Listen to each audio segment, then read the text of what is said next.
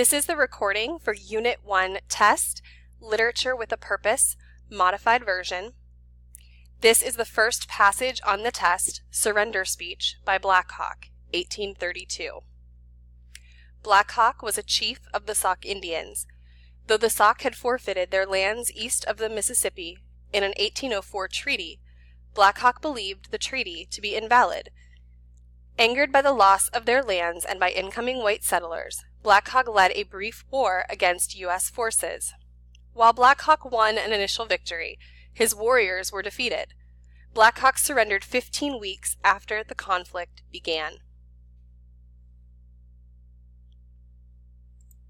You have taken me prisoner with all my warriors.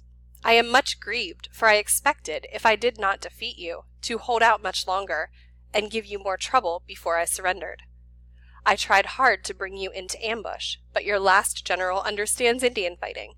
The first one was not so wise. When I saw that I could not beat you by Indian fighting, I determined to rush on you and fight you face to face. I fought hard, but your guns were well aimed. The bullets flew like birds in the air and whizzed by our ears like the wind through the trees in the winter. My warriors fell around me. It began to look dismal. I saw my evil day at hand. The sun rose dim on us in the morning, and at night it sunk in a dark cloud, and looked like a ball of fire. That was the last sun that shone on Black Hawk. His heart is dead and no longer beats quick in his bosom. He is now a prisoner to the white men. They will do with him as they wish, but he can stand torture, and is not afraid of death. He is no coward. Black Hawk is an Indian. He has done nothing for which an Indian ought to be ashamed.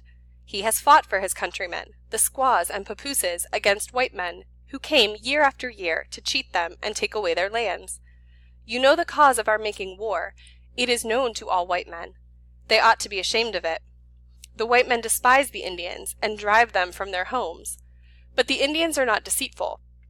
The white men speak bad of the Indian and look at him spitefully. But the Indian does not tell lies. Indians do not steal.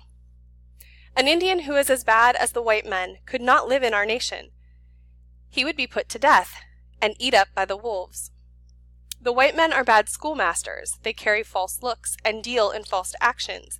They smile in the face of the poor Indian to cheat him. They shake them by the hand to gain their confidence, to make them drunk, to deceive them, and ruin our wives. We told them to let us alone, but they followed on and beset our paths, and they coiled themselves among us like a snake. They poisoned us by their touch. We were not safe. We lived in danger. We were becoming like them, hypocrites and liars, adulterers, lazy drones, all talkers, and no workers. We looked up to the Great Spirit. We went to our Great Father. We were encouraged. His great council gave us fair words and big promises, but we got no satisfaction. Things were growing worse. There were no deer in the forest. The possum and beaver were fled. The springs were drying up, and the squaws and papooses without victuals to keep them from starving. We called a great council and built a large fire. The spirit of our fathers arose and spoke to us to avenge our wrongs or die. We set up the war whoop and dug up the tomahawk. Our knives were ready, and the heart of Black Hawk swelled high in his bosom when he led his warriors to battle. He is satisfied. He will go to the world of spirits contented. He has done his duty. His father will meet him there and commend him. Black Hawk is a true Indian and disdains to cry like a woman. He feels for his wife, his children, and friends, but he does not care for himself. He cares for his nation and Indians. They will suffer. He laments their fate. The white men do not scalp the head, but they do worse. They poison the heart. It is not pure with them. His countrymen will not be scalped, but they will, in a few years, become like the white men so that you can't trust them. And there must be, as in the white settlements, nearly as many officers as men to take care of them and keep them in order. Farewell, my nation. Black Hawk tried to save you and avenge your wrongs. He drank the blood of some of the whites. He has been taken prisoner, and his plans are stopped. He can do no more. He is near his end. His sun is setting, and he will rise no more. Farewell. to Black Hawk. At this point in time, please make sure you have your test, Unit 1 test, Literature with a Purpose, opened up, and you are prepared to start question 1. Question 1. How have Black Hawk's cultural experiences shaped his views of white people? They have fueled in him great animosity and dislike towards white people. They have taught him to sympathize with the difficulties of white people. They have made him uncertain about how to feel about white people. Please pause the recording and answer question 1. How does Black Hawk's rhetoric in this excerpt advance the viewpoint selected in question 1? Use the excerpt below to check your answer to question 1. Again, question 2. How does Black Hawk's rhetoric in this excerpt advance the viewpoint selected in question 1? Quote, "The white men despise the Indians and drive them from their homes, but the Indians are not deceitful. The white men speak bad of the Indian and look at him spitefully, but the Indian does not tell lies. Indians do not steal." Is it parallelism contrasts the dishonorable behavior of white people with the admirable conduct of Native Americans? Is it alliteration emphasizes the morals and values of the Native Americans? Or is it an extended metaphor draws a comparison that suggests Black Hawk's thorough understanding of white people? Please pause the recording and choose an answer to question 2. Question 3. How did the experience of witnessing the white men who came year after year to cheat Native Americans and take away their lands shape Black Hawk's viewpoint? Did it lead him to believe that violent resistance to white people is both necessary and justified?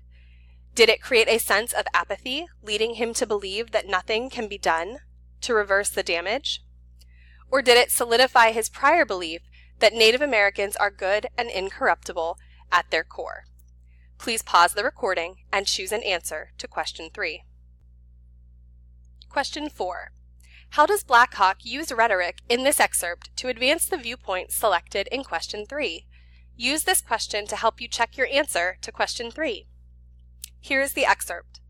Things were growing worse. There were no deer in the forest. The possum and beaver were fled. The springs were drying up, and our squaws and papooses without victuals to keep them from starving. We called a great council and built a large fire. Here are the answer choices. He uses allusion, referencing an event, person, or literary work that justifies his actions by demonstrating precedent. He appeals to emotions and sentiment to distract his audience from the need for justification in favor of angering them so they agree with his actions. Or he uses ethos, suggesting his behavior was an ethical and just reaction against the deceitful and immoral behavior of the white men. Please pause the recording and choose an answer to question 4. Question 5. How does Black Hawk use rhetoric in this line to advance his purpose? His heart is dead and no longer beats quick in his bosom. He uses repetition, reinforcing his experience as a doomed captive by repeatedly referring to the fate he assumes he will soon meet. He uses hyperbole, exaggerating his feelings of defeat by describing the experience as death, indicating to the audience the two feelings carry similar weight.